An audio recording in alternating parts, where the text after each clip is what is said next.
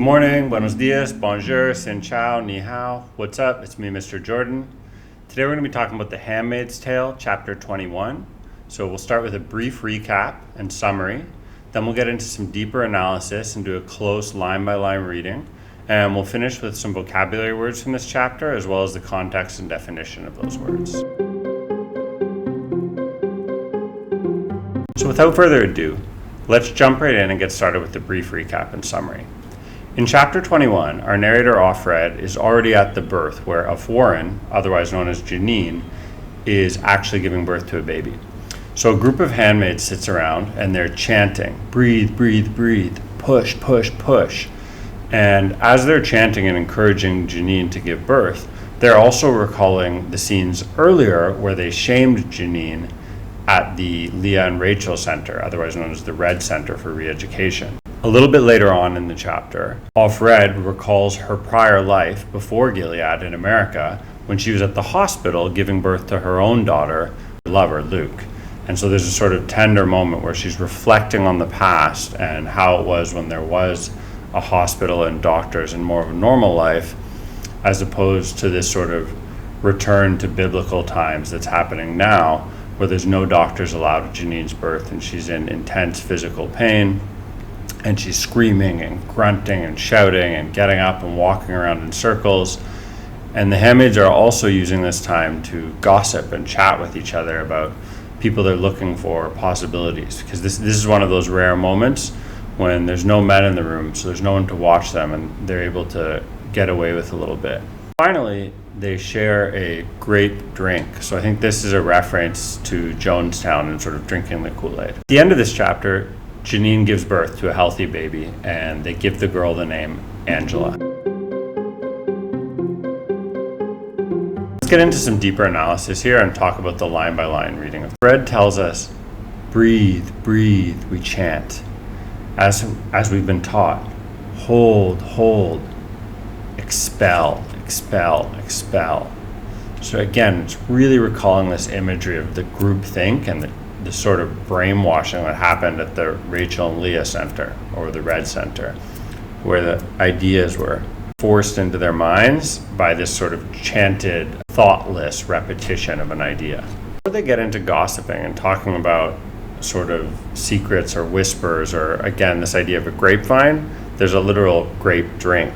So that's a reference to the grapevine, and also I think a reference to the mass suicide of the Christian sect at Jonestown, which, remember, is just a few years before Atwood was writing this novel.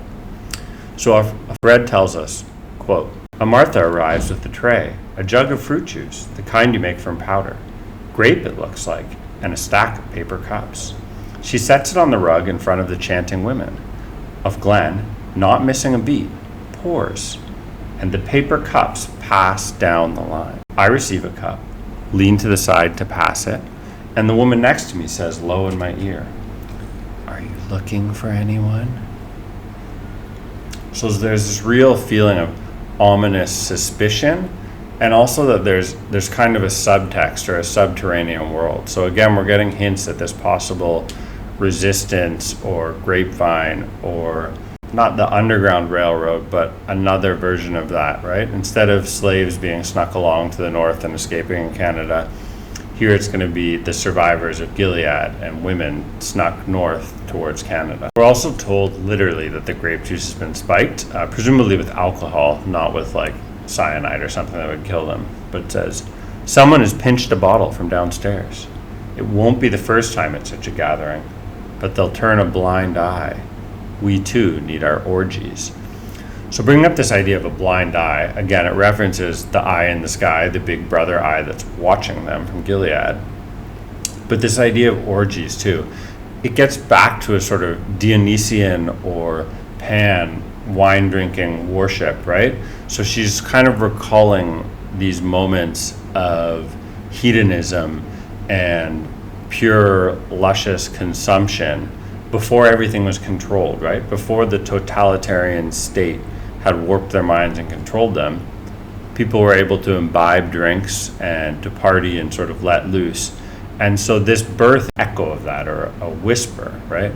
Again, in the palimpsest of history, things are rewritten but they're never quite the same as they were before. And this orgy, as she calls it, or party or social gathering, is also one of the rare moments when it's just women, right? When there's allowed to have all female, all matrilineal moment between the wives, the aunts, the handmaids, the woman giving birth. Fred also recalls the moment when she gave birth at the hospital and when Luke was still there. So it's kind of again, one of these respites or flashes of normalcy, almost like a vision of an oasis from the time before when things were still normal or acceptable, or maybe even she was happy. Quote, "Our happiness is part memory. What I remember is Luke with me in the hospital, standing beside my head, holding my hand in the green and white mask they gave him. 'Oh,' he said, 'oh, Jesus,' breath coming out in wonder.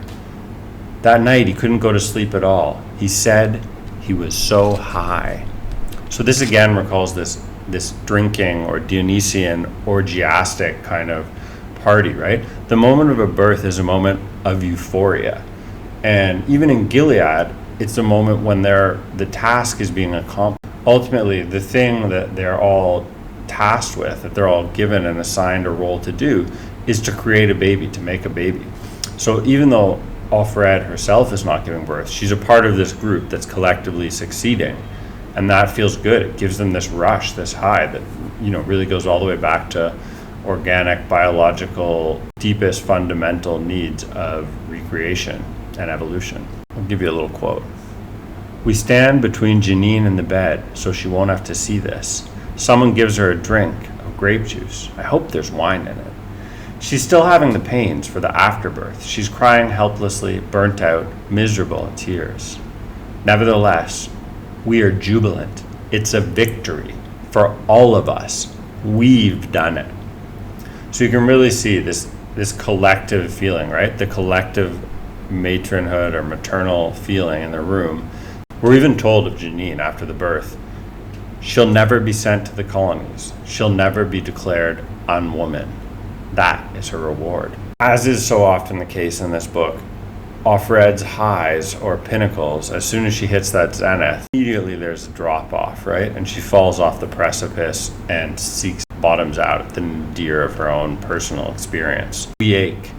Each of us holds in her lap a phantom, a ghost baby. What confronts us now, the excitement it's over, is our own failure. Mother, I think, wherever you may be, can you hear me? Wanted a woman's culture.